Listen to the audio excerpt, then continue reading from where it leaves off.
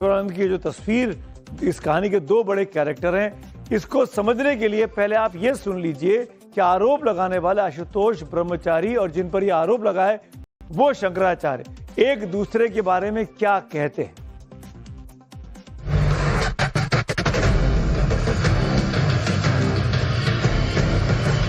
पहले मुकुंदानंद कराया करता था और बताता था गुरु सेवा होती है, उसके बाद बच्चों को करना पड़ता था। जो बच्चे होते थे जो नाबालिग होते थे, जिनके माता पिता नहीं होते, जो जिन छात्रों के बारे में बात कही जा रही है, कहा जा रहा है कि ये छात्र हैं, तो वो हमारे यहाँ के तो है नहीं। हमारे गुरुकुल में ना तो उनका कभी पंजीकरण हुआ, ना तो कभी प्रवेश लिया, ना तो आए, ना तो पढ़ा, ना तो लिखा। तो वो जो मार्कशीट जमा की गई है कोर्ट में, उससे पता चला कि वो हरदोई के हैं। 20 बच्चे हैं अभी हमारे पास, 2 बच्चे हमारे पास हैं और 18 बच्चे उसी आश्रम से पुलिस लेके आएगी और बयान लेगी उनका। एक हिस्ट्री शीटर साधु महात्मा का भेष बना के चल रहा है, तो जनता जागरूक हो जाएगी, कह रहे ये तो हिस्ट्री शीटर है, यही कालनेमी है। छोटे छोटे भटकों के साथ इन्होंने इतना घिनौना काम में तो देखते हुए सीढ़ियां भी बहुत शर्म आ रही है। वो कह रहे हैं कि बच्चों ने आकर के हमको बताया कि हमारे साथ ये हो रहा है, और फिर सीडी भी लेके आए बच्चे। इसका मतलब बच्चे सीडी बना रहे थे। ये तो आसाराम के भी बाबा निकले, पिता नहीं बाबा, क्योंकि ऐसे एविडेंस हमारे पास हैं। ये गंदे काम करते थे, हम कहने अभी चाहते क्योंकि समाज सुन रहा होगा। जो हमारे ऊपर आक्षेप लगाया गया है किसी भी धर्मी के द्वारा नहीं लगाया गया, ये अपने आप को जगत गुरु कहने वाले के चेले के द्वारा लगाया गया है। इसका मतलब क्या है? इसका मतलब है कि हिंदू सनातन धर्म को, अब विधर्मियों से इस समय खतरा नहीं है, अंदर के ही लोग हैं जो हिंदू धर्म को समाप्त करना चाहते हैं। तो आखिरकार ये आशुतोष महाराज जो सरस्वती शंकराचार्य पर आरोप लगा रहे हैं अविमुक्तेश्वरानंद पर, इस पर एक ताजा अपडेट और अभी आ रहा है। मेरे साथ मेरे सहयोगी आशुतोष जुड़ रहे हैं, आशुतोष के पास चलेंगे। आशुतोष, अगर आप मुझे सुन पा रहे हैं तो ये क्या ताजा अपडेट है, क्या इल्जाम लगा है?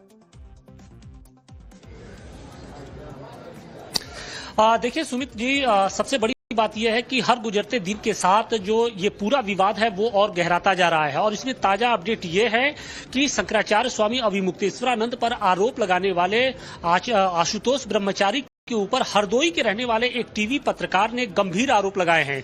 उस टीवी पत्रकार का ये कहना है कि आशुतोष ब्रह्मचारी ने उससे फोन के जरिए बात की थी और ये प्रलोभन दिया था कि आप शंकराचार्य को फंसाइए या अपनी बेटियों के बहाने यौन शोषण के आरोप लगाइए और उसके बहाने मैं आपकी मदद करूंगा। और ये पूरी जो बातचीत होती है वो 18 फरवरी की बातचीत होती है, और आपको बता दें कि 18 फरवरी वही तारीख है जब बकायदे इस पूरे मामले की एक तरीके से शुरुआत होती है। कहा जाता है कि उसी समय कहीं ना कहीं पुलिस केस दर्ज कराने की बात होती है, और इस यही कारण भी है कि अब जो ये टीवी पत्रकार है वो खुलकर सामने आ रहा है। उसका ये कहना है कि चूंकि वो एक दंडी स्वामी परिवार से आता है और ऐसे में वो शंकराचार्य के खिलाफ इस तरीके के आरोप नहीं लगा सकता है, तो ऐसे में आशुतोष ब्रह्मचारी के ऊपर उसने संगीन आरोप लगाया है। और उसका यह कहना है कि जब उसने आशुतोष ब्रह्मचारी की बात मानने से इनकार कर दिया तो उसे धमकी भी दी जा रही थी। तो आप ये समझिए कि आशुतोष ब्रह्मचारी जिसने शंकराचार्य स्वामी अविमुक्तेश्वरानंद पर सबसे पहले आरोप लगाए थे यौन शोषण के दोनों नाबालिग बच्चों के जरिए, तो कहीं ना कहीं अब उसका जो कैरेक्टर है वो संदिग्ध नजर आ रहा है,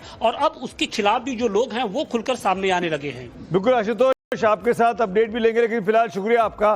तो बड़ी इंपॉर्टेंट बात आशुतोष यहाँ बता रहे हैं कि जिसने आरोप लगाया शंकराचार्य पर, वो आशुतोष महाराज भी सवालों के कटघरे में खड़ा हो गया है। आगे बढ़ते, माघ मेला का संगम स्नान विवाद अब पॉक्सो एक्ट तक पहुंच चुका है। पहले इस मामले का आपको बैकग्राउंड बता देता हूं और फिर इस कहानी पर दोबारा लौटते हैं कि आखिरकार ये क्या चल रहा है। 24 जनवरी को आशुतोष ब्रह्मचारी ने प्रयागराज पुलिस कमिश्नर से एक शिकायत की। उन्होंने माघ मेला 2026 और महाकुंभ 2025 के दौरान बच्चों के साथ यौन शोषण के आरोप लगाए। ये आशुतोष महाराज लगा रहा है, ध्यान रखिएगा। इसके बाद 8 फरवरी 2026 को आशुतोष ब्रह्मचारी महाराज ने प्रयागराज की स्पेशल पॉक्सो कोर्ट में याचिका दायर कर दी, क्योंकि पुलिस ने इनके मामले को इंपॉर्टेंस नहीं दी थी। 13 फरवरी को आरोप लगाने वाले दोनों बटकों को कोर्ट में पेश किया गया। 21 फरवरी को, यानी अब से करीब 3-4 दिन पहले, कोर्ट में बटुकों के बयान कैमरे के सामने दर्ज किए गए। स्पेशल पॉक्सो कोर्ट के आदेश पर उसी दिन यानी 21 फरवरी को ही प्रयागराज के झूसी थाने में एफआईआर, स्वामी अविमुक्तेश्वरानंद के खिलाफ एफआईआर दर्ज हो गई। मामले में अविमुक्तेश्वरानंद, उनके शिष्य मुकुंदानंद और 2-3 अज्ञात लोगों को आरोपी बनाया गया, अभियुक्त बनाया गया। आरोप है कि स्वामी अभिमुक्तेश्वरानंद सरस्वती ने अपने आश्रम में 2 नाबालिग लड़कों, एक की उम्र जिसकी 14 साल है और दूसरे की उम्र करीब 17 साल के आसपास है, गुरु सेवा के बहाने इनका यौन शोषण किया। इतना गंभीर आरोप शंकराचार्य पर लगाया गया इन 2 नाबालिग बच्चों के द्वारा।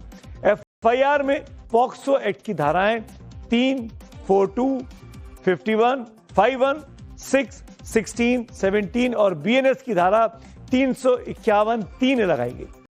इन धाराओं में दोष सिद्ध होने पर 7 साल से लेकर 20 साल तक सजा का प्रावधान है। पुलिस अब जांच कर रही है, जिसमें इलेक्ट्रॉनिक और डिजिटल सबूतों की फॉरेंसिक जांच शामिल है।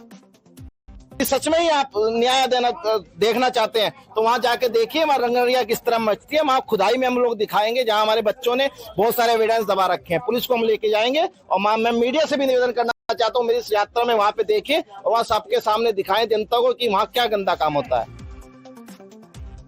प्रयागराज पुलिस आज दोपहर में ही वाराणसी पहुंच चुकी है। हालांकि आगे बढ़ने से पहले आपको बता दूं, अभी तक अदालत ने शंकराचार्य पर दोष सिद्ध नहीं हुआ है, यानी कानूनी रूप से ये आरोप ही है। आरोप इनमें ही एक आरोप कथित स्विमिंग पूल को लेकर है। आरोप लगाया गया कि स्वामी अभिमुक्तेश्वरानंद के काशी वाले इस आश्रम में, जिसका नाम श्री विद्या मठ के 5वीं मंजिल पर एक स्विमिंग पूल है। क्या वाकई मठ की 5वीं मंजिल पर कोई स्विमिंग पूल है? ये स्विमिंग पूल क्यों बनाया गया है? एक स्वामी के आश्रम में स्विमिंग पूल की क्या जरूरत है? इस पर खुद शंकराचार्य ने भी बयान दिया है। आज हमारे सहयोगी आशुतोष सिंह ने जब शंकराचार्य के विशेष प्रतिनिधि देवेंद्र पांडे और आश्रम में पढ़ने वाले पुराने छात्र से बात की, तो उन्होंने इस स्विमिंग पूल के बारे में क्या बताया, ये भी आपको सुनना चाहिए।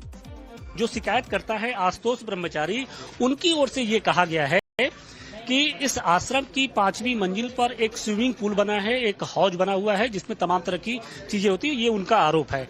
इसमें कितनी सच्चाई है? इसका क्या इसकी पूरी कहानी क्या है? द्विपीठाधीश शंकराचार्य जी के घुटनों में तकलीफ थी, पूरा भारत जानता है। उनका शरीर स्थूल हो गया था। शंकराचार्य जी के जो गुरु थे स्वामी स्वरूपानंद सरस्वती जी, डॉक्टरों का कहना था कि इन्हें कम से कम 3 किलोमीटर रोज चलना है, तो वो चल नहीं सकते थे। इसलिए वो एक टब जैसा बनाया गया, तो उसे स्विमिंग पूल कहें या हौदा कहें या टब कहें, तो उसमें पानी भर के और शंकराचार्य जी उसी में तैरने का प्रयास करते थे, चलने का प्रयास करते थे। उनके न रहने के बाद वो एक स्टोर के रूप में उपयोग हो रहा है। उसकी कभी हम लोगों ने उपयोगिता नहीं कि उसमें हमारे यहाँ का जो रद्दी सामान होता है वो उसमें भरा रहता है। 5वीं मंजिल कहा जा रहा है, लेकिन मौके पे 3री या 4थी मंजिल ही है। वहाँ पे क्या कोई स्विमिंग पूल है, टैंक है, हौज है, क्या है? उसकी कहानी बात ऐसा है, मैं बता रहा हूँ। वो स्विमिंग पूल है जो उसका उपयोग बड़े महाराज जी के लिए बनाया गया था। बड़े महाराज जी मतलब पूज्यपाद स्वामी स्वरूपानंद जी महाराज के लिए उसको बनाया गया था। वो अस्वस्थ रहते थे, उनकी सुख सुविधा के लिए ही वो बनाया गया था, ताकि अच्छे से स्नान ध्यान कर लें। और उनके जाने के बाद उसकी प्रक्रिया बंद हो गई है और उसका कोई भी उपयोग नहीं होता है। उसमें सारी सामान रखी गई है। हमारे सहयोगी आशुतोष सिंह ने दिन भर इस पर बहुत तफसील से इस पर रिपोर्ट किया है। आशुतोष सिंह ने जब पूरे मठ की पड़ताल की, तो जो चीजें सामने मिली, उन्हें ये जानकारी मिली कि शंकराचार्य अभिमुक्तेश्वरानंद आश्रम के ग्राउंड फ्लोर पर रहते हैं। यहीं पर अपने शिष्यों के साथ उनकी मुलाकात होती है। पहली मंजिल पर बटुक रहते हैं, यानी वो बालक जो वहां पर शिक्षा दीक्षा ले रहे हैं। दूसरी मंजिल पर बटुकों के लिए भोजन का इंतजाम है, भोजन का प्रबंध होता है। जबकि सबसे आखिरी आगे की तफ्तीश का काम पुलिस का है, पुलिस कर रही होगी। अब आते हैं असली ट्विस्ट पर। सवाल ये कि आरोप लगाने वाले आशुतोष ब्रह्मचारी महाराज पर कौन है और ये क्यों ये आरोप लगा रहे हैं? आशुतोष ब्रह्मचारी महाराज का भी कच्चा चिट्ठा जानना बहुत जरूरी है। आइए जानते हैं ये ब्रह्मचारी महाराज जो अपने आप को कहते हैं, इनका अतीत क्या रह चुका है, क्योंकि इस पर कई तरह के सवाल खड़े हो रहे हैं। पहले आपको बता देता हूं, इनका जो असली नाम है वो आशुतोष पांडे उर्फ अश्विनी है। आशुतोष ब्रह्मचारी शाकुंभरी के पीठाधीश्वर हैं। खुद को जगतगुरु रामभद्राचार्य का ये चेला बताते हैं, शिष्य बताते हैं, लेकिन ये शामली में कंधाला थाने के हिस्ट्री शीटर हैं। जी हाँ, हिस्ट्री शीटर। शामली जिले के कंधाला थाने में वो नंबर 76A के हिस्ट्री शीटर हैं। आशुतोष ब्रह्मचारी के नाम यूपी में 21 से अधिक मुकदमे चल रहे हैं, जिसमें गौ हत्या का एक मुकदमा है, बलात्कार क्या बात है, जमीन कब्जाने का आरोप है, गैंगस्टर एक्ट इन पे लगा हुआ है, गुंडागर्दी की बात इन पर है, धमकी देने के इल्जाम इन पे लगे हैं, नौकरी के लिए झांसा देने का इल्जाम इन पर लगा है। और एक और बड़ी बात बताता हूं मैं, आशुतोष महाराज 2004 का लोकसभा चुनाव भी लड़े थे। 18 साल की उम्र का झूठा एफिडेविट इन्होंने वहां पर दिया था और वो पकड़ा गया था। वो आरोप भी उनके ऊपर लगा है, वो भी उनके ऊपर छानबीन चल रही है। आशुतोष ब्रह्मचारी पर यूपी के लखनऊ, गोंडा, मुजफ्फरनगर और शामली में केस चल रहे हैं। तो जो अपने आप को आशुतोष ब्रह्मचारी महाराज कहकर अब शंकराचार्य पर पॉक्सो का मुकदमा दर्ज करा रहे हैं, उनका अपना जो पास्ट है, उनका अपना जो अतीत है, उनका अपना जो कैरेक्टर है, वो भी संदिग्ध है। गैंगस्टर, गैंगरेप, इस तरह के इल्जाम इस वक्त लगे हुए हैं आशुतोष ब्रह्मचारी महाराज पर।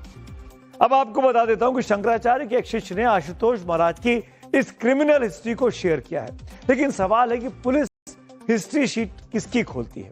जवाब है, जो आदतन अपराधी हो, यानी क्राइम करने से बाज ना आता हो, जो संगठित अपराध करता है, यानी गैंग बनाकर अपराध करता है, जिस पर 2 या उससे अधिक मामले दर्ज हो, जो जानबूझकर शांति भंग करता हो, जो जेल से रिहा अपराधी हो। यानी ये वो तमाम चीजें हैं जो एक व्यक्ति को हिस्ट्री शीटर बनाती हैं, और ये आशुतोष ब्रह्मचारी महाराज हिस्ट्री शीटर है। ऐसे में सवाल सिर्फ आरोपों का नहीं है, सवाल मंशा का उठ रहा है, सवाल टाइमिंग का भी उठ रहा है, सवाल सनातन की साख का भी है। इस बीच आशुतोष ब्रह्मचारी और जगतगुरु रामभद्राचार्य की साथ की तस्वीरें सोशल मीडिया पर ट्रेंड कर रही हैं। दावा किया जा रहा है कि 2022 में जगतगुरु रामभद्राचार्य जी ने महाकुंभ के दौरान, ये तो आप देख सकते हैं, रामभद्राचार्य ने आशुतोष जी महाराज को महाकुंभ के दौरान दीक्षा दी थी। ऐसे में आशुतोष ब्रह्मचारी रामभद्राचार्य के शिष्य हुए और स्वामी रामभद्राचार्य और स्वामी अभिमुक्तेश्वरानंद के बीच सार्वजनिक मतभेद किसी से छुपा नहीं है। सार्वजनिक तौर पर रामभद्राचार्य और अभिमुक्तेश्वरानंद एक दूसरे के खिलाफ बोलते रहे। दोनों आए दिन बयानबाजी करते हैं, सुनते हैं उनकी पुराने कुछ बयान। मैं तो कह रहा हूं शंकराचार्य ही नहीं तो क्या करें उसको? जो शंकराचार्य ही नहीं है, अब कुंडली बोलूंगा तो बहुत बुरा लग जाएगा। जो कश्मीर में 370 धारा को वापस लाने की बात कर रहा हो,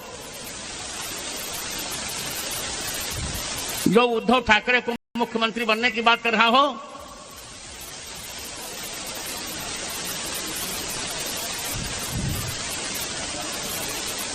और जो बाला साहब ठाकरे को जनाब कह रहा हो, वो कोई शंकराचार्य है क्या? मैं तो पहले से कह रहा था। कैसे हम मान लें आपको धर्माचारी? आप कहते हैं मैंने शास्त्र पढ़ लिए, शास्त्र में लिखा हुआ है कि जो विकलांग होता है उसको सन्यास का अधिकार नहीं है। उसके बाद भी आप दंड लेकर के सन्यासी बन करके घूम रहे हो लोगों के सामने। क्या वो पंक्ति आपकी दृष्टि में कभी नहीं आई? अंग विकलः। तो ये कहानी दिन पर दिन और दिलचस्प और गहरी होती जा रही है। अब अभिमुक्तेश्वरानंद की गिरफ्तारी होगी या नहीं? पॉक्सो एक बड़ा खतरनाक है, वो कहता है गिरफ्तारी के बाद क्या करेगी यूपी की पुलिस, ये भी आपको बता दूं कि जब इसे कुछ चल रहा है, इस वक्त उत्तर प्रदेश के मुख्यमंत्री विदेश दौरे पर, वो सिंगापुर में, वो जापान में है। जो पूरी लड़ाई यहां चल रही है, इसका क्या असर होगा राजनीति पर, उस पर हमारी नजर बनी रहेगी। लेकिन अब